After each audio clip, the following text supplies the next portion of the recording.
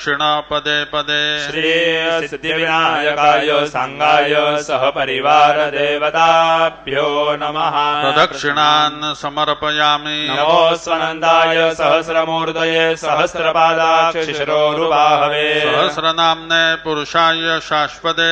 सहस्रकोटि युगधारिणे नमः श्री सिद्धिविनायकाय सांगाय सह परिवार देवताभ्यो नमः